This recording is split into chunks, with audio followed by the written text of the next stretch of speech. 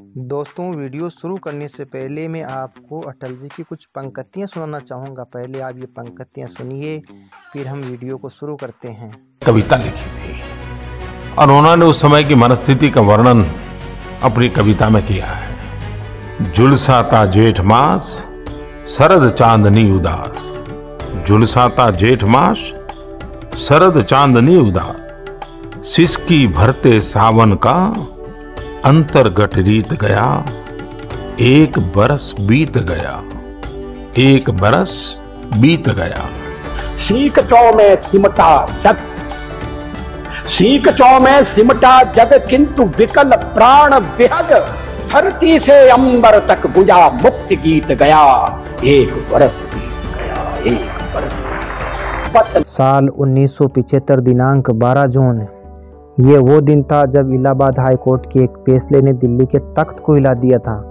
उस समय दिल्ली के तख्त पर बैठी इंदिरा गांधी का सिंहासन डोल उठा था। इलाहाबाद हाई कोर्ट ने इंदिरा गांधी को पीएम पद के लिए अयोग्य घोषित कर दिया था। जेपी आंदोलन पूरे देश में चरम पर था। ऐसे ही चलते चलते 25-26 जून 1975 की वो मनहूस रात आई, जिस समय भारत का संविधान लहूलुहान पड़ा। भारत की न्यायपालिकाएं पंगु हो चुकी थी। 25 जून रात के 12 बजे महामहिम राष्ट्रपति के कान के ऊपर बंदूक तान करके भारत में आपातकाल घोषित करवाया गया और भारत की एकमात्र डिक्टेटर बन बैठी इंदिरा गांधी।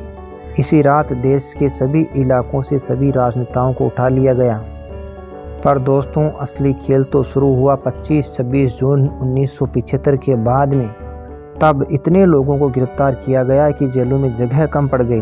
भारतीय लोगों के अधिकार निलंबित कर दिए गए। भारतीय न्यायपालिका असहाय और बेसहारा हो गई। भारत का संविधान लहूलुहान हालत में तानाशाहों के पैरों तले कुचले जाने लगा। ये वही संविधान था जिसके लिए लाखों लोगों ने बलिदान दिए थे। जो लोग आज कहते हैं कि संविधान बचाना है, उन्हीं लोगों ने संविधान की आत्मा तक, संविधान की इज्जत आबरू तक लूट ली थी और संविधान को लहूलुहान कर दिया था। आलम ऐसा था कि संविधान को बचाने वाला कोई नहीं था। इसी समय शुरू हुआ एक ऐसा अभियान जिससे भारतीय इतिहास में कभी भी भुलाया नहीं जा सकता। ये एक ऐसा घिनौना अभियान था जिसकी कोई कल्पना भी नहीं कर सकता। कहते हैं कि इस अभियान की इंदिरा गांधी को जानकारी नहीं थी, पर यह कैसे हो सकता है कि कोई ये नसबंदी का अभियान शुरू करता है और भारत के डिक्टेटर को इसके बारे में ही पता ना हो। दोस्तों, इस अभियान का खौफ इतना था कि गांव में महिलाएं अपने बच्चों को लड़कियों के वस्त्र पहनाती थी। गांव में पुरुष भी महिलाओं के वस्त्र पहनते थे, क्योंकि प्रशासन के लोग ज़बरदस्ती पकड़ करके नसबंदी कर रहे थे। यहाँ तक कि जिन युवाओं की शादी भी नहीं हुई थी, जो छोटे बच्चे भी थे, उनकी भी पकड़ करके नसबंदी कर रहे थे। और कहते हैं कि इंदिरा गांधी को पता नहीं था, ये तो सब संजय गांधी कर रहे थे। अच्छा, तो 80 लाख लोगों की नसबंदी हो गई, तब भी इंदिरा गांधी को पता नहीं चला। गाँव में दोस्तों ये आलम था कि लोग प्रशासन की नसबंदी से बचने के लिए प्रशासन की गाड़ी आने पर तुरंत कुएं में कूद करके अपनी जान दे देते थे। यह इतना घिनौना अभियान था, इससे कई परिवार उजड़ गए, कई हंसती खेलती जिंदगियां बर्बाद कर दी गई। बोलने की, घूमने की आज़ादी छीन ली गई। यहाँ तक कि जीने की आज़ादी भी छीन ली गई, क्योंकि इस समय भारत में पुलिस शासन ही था। जो चाहे, जब चाहे, जहाँ चाहे वो गोली चला सकते थे। जैसे चाहे, जिस कारण से चाहे गोली चला करके लोगों को मार सकते थे। कोई भी पूछने वाला नहीं था। और ये आंख मिचौने का खेल पूरे 2 साल तक चलता रहा।